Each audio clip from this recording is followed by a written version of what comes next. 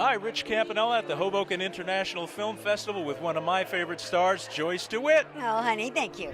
For 8 years, Joyce DeWitt was the heart of one of television's most beloved sitcoms. She was Janet Wood, the sensible roommate who kept the chaos together while millions of viewers laughed along. But behind the laughter, a darker reality was unfolding. A betrayal so complete that it would shatter her trust in Hollywood forever. When the show finally ended, DeWitt walked away from the spotlight completely, not out of failure, but out of heartbreak. For decades, the world wondered why she disappeared. Now we finally understand the full truth behind her departure. Long before the door-slamming farces and the infectious theme song, before Jack Tripper ever fell over a coffee table or Chrissy Snow uttered her first confused giggle, Three's Company was a British idea looking for an American home. The show was not an original American concept at all. It was an official adaptation of the highly successful British Thames television sitcom Man About the House, created by Brian Cook and Johnny Mortimer, which ran from 1973 to 1976.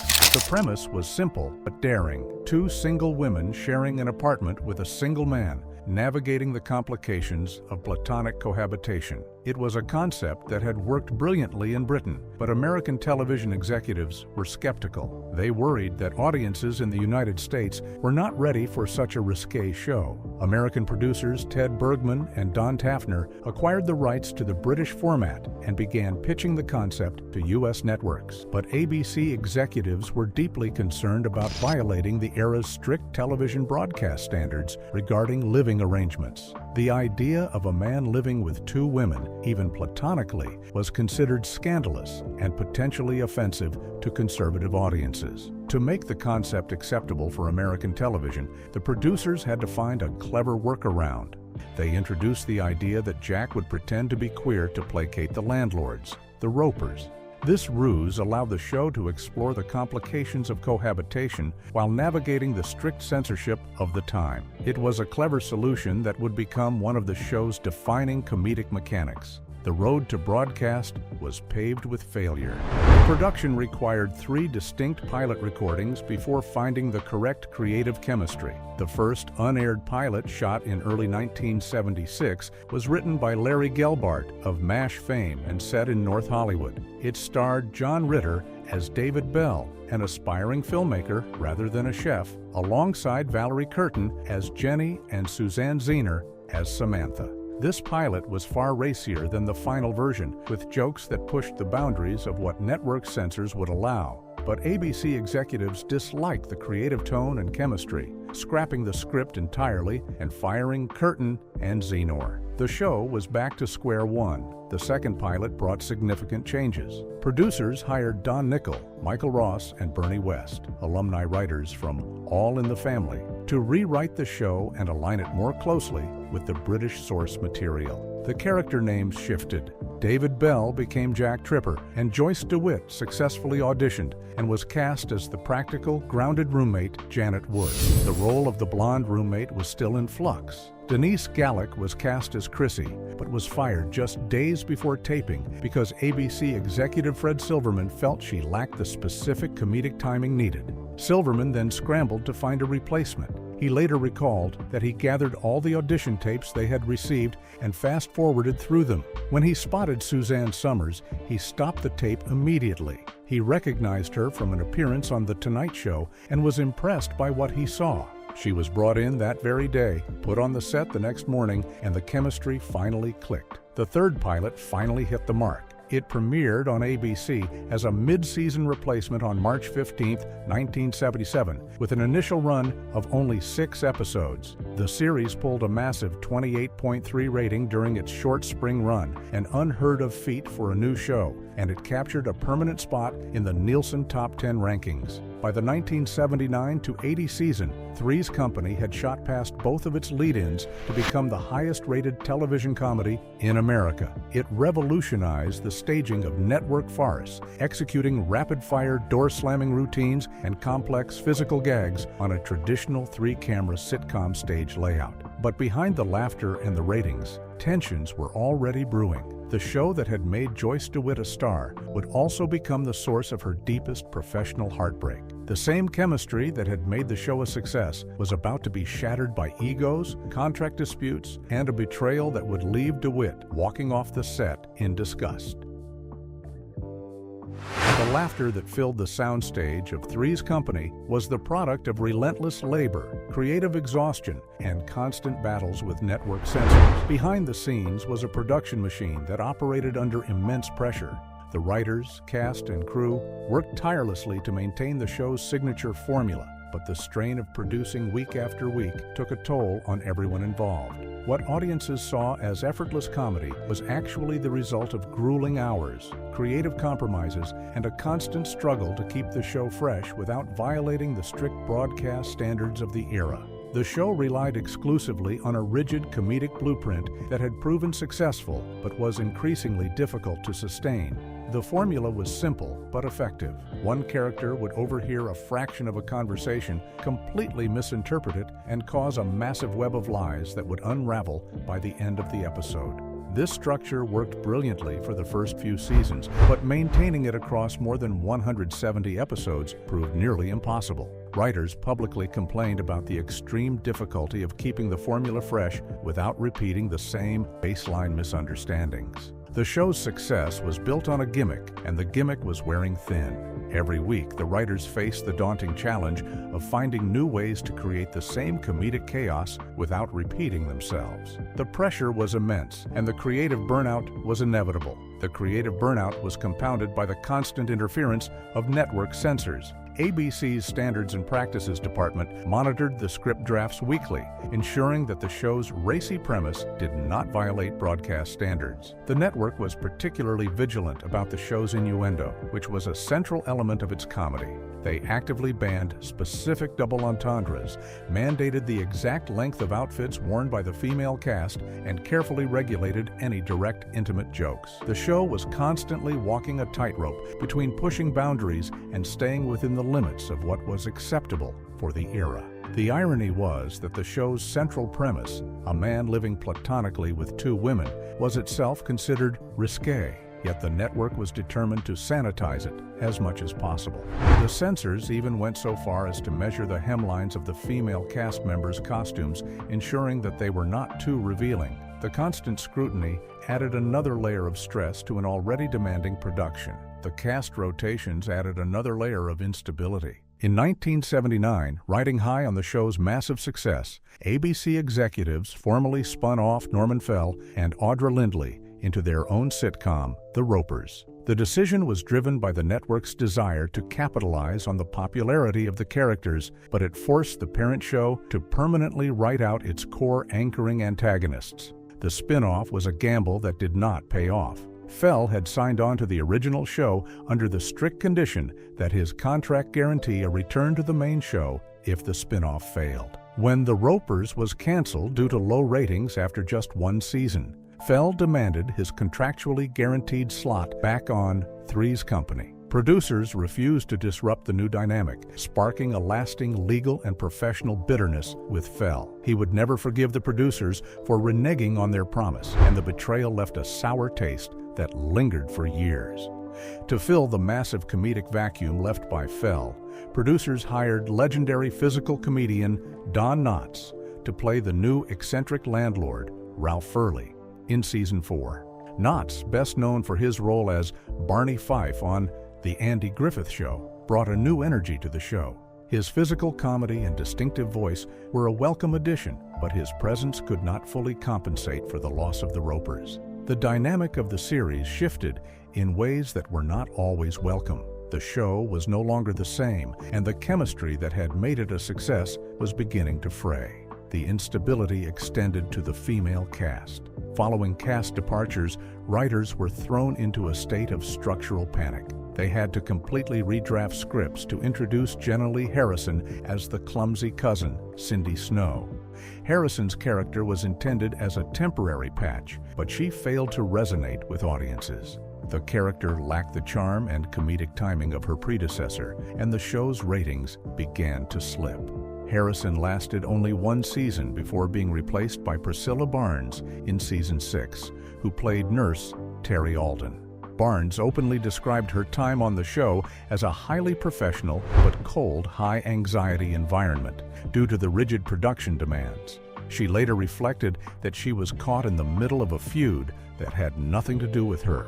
The constant changes to the cast created an atmosphere of instability that made it difficult for the show to maintain its creative momentum. The behind-the-scenes struggles were a reflection of the pressures of network television.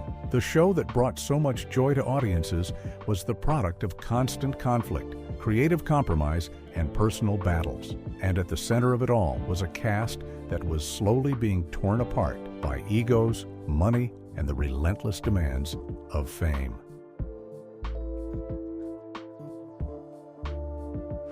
While Three's Company delivered laughter to millions of viewers every week, the atmosphere behind the scenes was often anything but lighthearted. The cast members who brought the show's beloved characters to life were grappling with personal demons, professional pressures, and a toxic working environment that would leave lasting scars. The comedy that audiences adored was born from a crucible of anxiety, frustration, and deep-seated tensions that simmered beneath the surface of every taping. What viewers saw as effortless humor was often the product of a cast that could barely stand to be in the same room together when the cameras stopped rolling. John Ritter, as the undisputed anchor of the show's physical comedy, bore the brunt of the punishing rehearsal schedules. The slapstick routines that made him a star were physically demanding, requiring him to execute pratfalls, contortions, and door-slamming gags with precision night after night. Ritter frequently expressed deep anxieties about being permanently typecast as a goofy buffoon, a fear that would plague him for years after the show ended. He had studied acting seriously and harbored ambitions of dramatic roles, but the industry saw him as Jack Tripper, the lovable klutz. He worried that audiences would never accept him as anything else. In his private moments, Ritter would confide to friends that he felt trapped by his own success, that the very thing that had made him famous was also holding him back from the career he truly wanted. The irony was that his physical comedy was so brilliant that it overshadowed everything else he could do. The on-set dynamic was heavily critiqued as a male-dominated corporate hierarchy where the creative input of the female leads was minimized by executives. Joyce DeWitt, who was classically trained with a Master of Fine Arts from UCLA, often clashed with producers who dismissed her suggestions and treated her as a secondary player. She later revealed that she was viewed more as a prop than a performer, expected to deliver her lines and look pretty while Ritter was given the freedom to experiment and improvise. The dismissive attitude of the producers created a deep sense of resentment that would only grow as the seasons progressed. The imbalance was most obvious in the scripts, which consistently gave Ritter the majority of the comedic material while relegating the female cast members to reactive roles. DeWitt later reflected that she had spent years fighting to be seen as an equal, but the producers never truly respected her contributions. During contract renegotiations, DeWitt entered a severe dispute with the show's producers when a verbal promise of a substantial salary increase was abruptly retracted by management. She had been given assurances that her contribution would be recognized financially, but when it came time to sign the papers, the offer was pulled off the table. The betrayal was a turning point for DeWitt, who had always believed that hard work and dedication would be rewarded. As direct retaliation for her pushback, producers temporarily removed DeWitt from the production schedule. Writers quickly drafted an alternative episode, introducing a temporary girlfriend named Linda, transferring lines explicitly written for Janet over to a guest star to show DeWitt she was replaceable. The punishment was a calculated humiliation, a message that the producers could erase her from the show at any moment. DeWitt later described the experience as one of the most degrading moments of her professional life.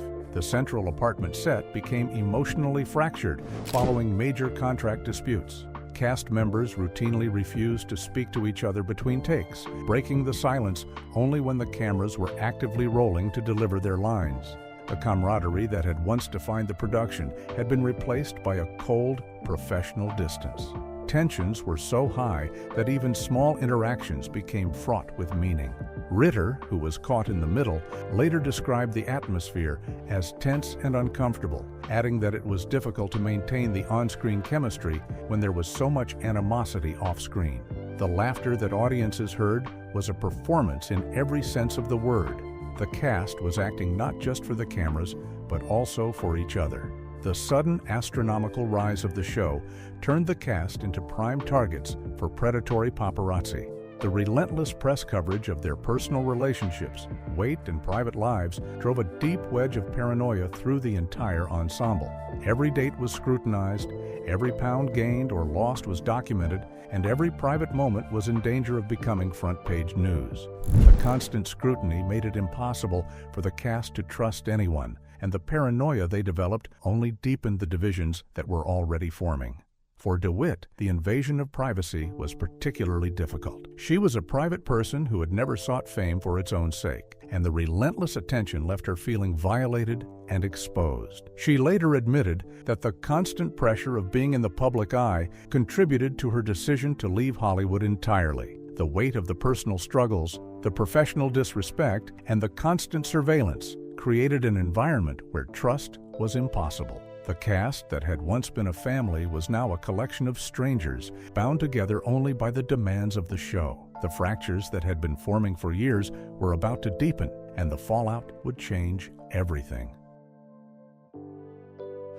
The laughter that had once filled the soundstage of Three's Company was about to be replaced by a silence that would last for decades. The show that had brought so much joy to audiences was about to be torn apart by money, ego, and a contract dispute that would become one of the most infamous in television history. At the center of it all was Suzanne Somers, the bubbly blonde who had captured the hearts of millions, and her husband, Alan Hamel, who was determined to secure what he believed she was worth. The fallout would leave the cast fractured, the show fundamentally changed, and the relationships between the stars permanently damaged.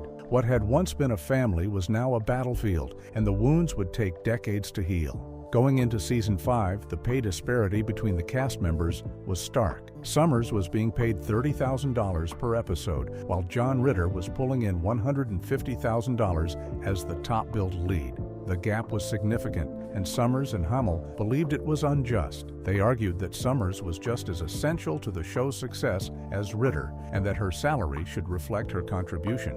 Spearheaded by Hamel, Somers demanded a massive 400% salary increase to match Ritter at $150,000 per episode, along with an unprecedented 10% ownership stake in the show's syndication profits. The demand was bold, and it reflected Somers' growing confidence in her own star power. She was not just a supporting player, she was an essential part of the show's success. She wanted to be compensated accordingly. The demand was a declaration of war, and the producers were not prepared to surrender. But the producers at NRW flatly refused the demand. They cited a hidden corporate roadblock. Joyce DeWitt possessed a favored nations clause in her contract. If producers raised Somers to $150,000, DeWitt's salary would automatically match that exact figure. The clause was designed to protect DeWitt from being undervalued, but it also meant that giving Somers a raise would instantly double the show's core talent budget, setting an unsustainable precedent. The producers were not willing to open that door. They argued that the show's budget simply could not absorb such a massive increase, and that Somers' demands were unreasonable. When her demands were denied, Somers did not report to work for the first 2 tapings of season 5, claiming a medical excuse for a broken rib. The producers suspected the injury was a convenient excuse, but they could not prove otherwise. To legally fulfill the active terms of her contract without giving in to her financial demands, ABC executives banished Somers from the main stage. She was effectively fired without being fired. The writers suddenly changed the storyline, stating that Chrissy Snow had traveled to Fresno to take care of her sick mother. For the remainder of her contract, Somers was restricted to appearing in a single 60-second telephone conversation at the very end of each episode. These segments were filmed on an isolated dark side set, completely empty of her co-stars. She was escorted to and from the set by security guards to ensure she had zero physical contact or dialogue with Ritter or DeWitt. She later recalled the experience of being reduced to taping her lines into a phone, describing the emptiness of performing without her colleagues. strikes. John Ritter and Joyce DeWitt felt blindsided by Hamill's aggressive negotiation tactics, viewing the sudden production strikes as a direct threat to the jobs of the entire crew. They signed a joint pact refusing to perform on camera or share the stage with Summers if she walked back onto the main set. The cast was now divided, and the show that had once been a family was now a battlefield. At the conclusion of season 5, ABC officially terminated Summers' contract, completely firing her from the series and launching a 30-year period of total estrangement among the cast members. Summers was effectively blacklisted from Hollywood for years, and her career would not recover until she reinvented herself as a fitness guru. The fallout from the salary dispute was devastating. The show would continue for 3 more seasons, but the chemistry that had made it a success was gone. The replacement actresses who filled Summers' role never quite captured the same magic, and the ratings began to decline. But the real tragedy was the personal toll the dispute took on the cast. The bitterness that had been sown in the heat of the negotiations would last for decades, and the relationships that had once been so close would never fully recover. For Joyce DeWitt, the experience was a turning point, a moment when she realized that the show she had given so much to was no longer a place where she could be happy. The seeds of her eventual departure had been planted, and they would grow into a decision that would shock fans around the world. The final chapter of Three's Company was not a triumphant fanfare, but a betrayal that would haunt Joyce DeWitt for decades. As the series drew to a close, the show that had made her a star was about to be ripped away from her in the most callous manner imaginable. The network executives who had once celebrated her success were now plotting her dismissal behind her back, and the discovery of their deception would shatter her trust in the industry forever. The woman who had given 8 years of her life to the show was about to be discarded like a piece of furniture. As the series entered its final season, producers toyed with developing a romantic relationship between Jack and Janet. It was a concept that had been floated before, but Joyce DeWitt strongly fought against it. She argued that a romantic relationship between Jack and Janet would completely ruin the foundational premise of their platonic roommate dynamic. The show had always been built on the tension of 3 single people living together without romantic complications, and introducing a romance between the 2 leads fundamentally changed the show's identity. Witt's resistance was rooted in her commitment to the integrity of the characters and the show's premise. She believed that the audience deserved a conclusion that honored the relationships that had been built over 8 seasons. In 1984, ABC executives secretly greenlit a new spin-off series titled Three's a Crowd, designed to follow Jack Tripper moving in with his new girlfriend. The executives deliberately kept the cancellation of the original show a secret from DeWitt and Priscilla Barnes to prevent any final season contract strikes. They feared that if the actresses knew the show was ending, they might demand raises or refuse to cooperate with the spin-off. So they kept them in the dark, forcing them to work under the false impression that Three's Company was continuing for a 9th season. The deception was complete, and it would have devastating consequences for DeWitt. The discovery came in the most humiliating way possible. DeWitt famously discovered that Three's Company was ending and that she was out of a job by reading it in a Hollywood trade publication while working on the set. She found a casting breakdown sheet for Three's a Crowd, left sitting on a studio table during production of the final episodes. The revelation was a shock, a moment of profound betrayal. She had given her all to the show for 8 years, and she was being discarded without even the courtesy of a conversation. The discovery left her devastated, and she later described the feeling of having devoted herself to a creative endeavor and being treated as if her contribution meant nothing. She was crying after finding the paper, her face turning red. The series wrapped up abruptly on September 18, 1984, with a 2-part finale titled Friends and Lovers, where Janet marries an overnight boyfriend named Philip Dawson, forcing the apartment to clear out. The finale was rushed and unsatisfying, a hurried conclusion to a show that had been a cultural phenomenon for 8 years. DeWitt walked off the set in disgust, her anger and hurt palpable. The show that had made her a star had ended on a note of betrayal, and she was determined to leave it behind forever. In her retrospective interviews, DeWitt stated that she was deeply brokenhearted by the corporate ruthlessness, executive deception, and complete lack of ethics she witnessed during the show's final run. The experience had shattered her faith in the industry. She knew that she could never return to the world of television.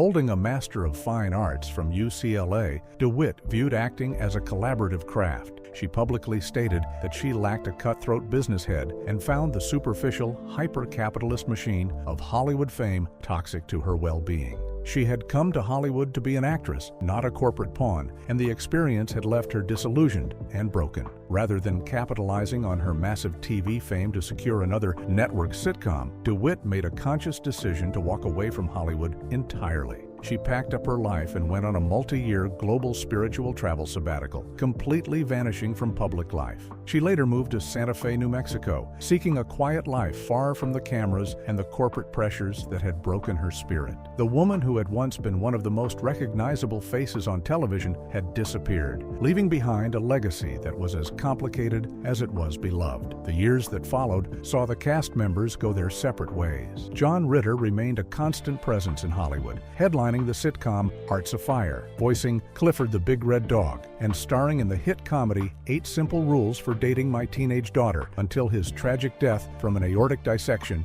in 2003.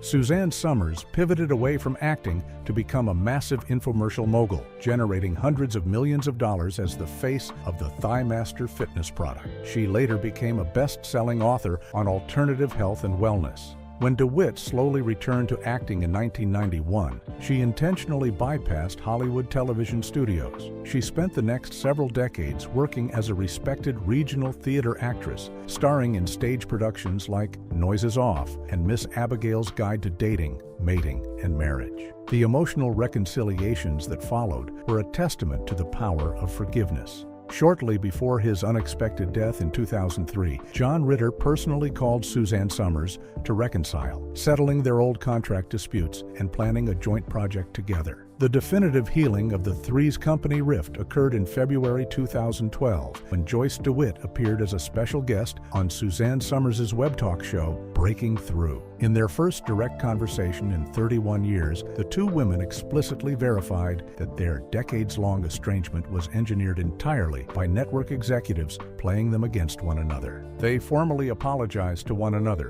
traded memories of John Ritter, and officially buried the conflict before Somers' passing in October 2023. If you enjoyed this video, don't forget to like this video and subscribe to our channel for more updates.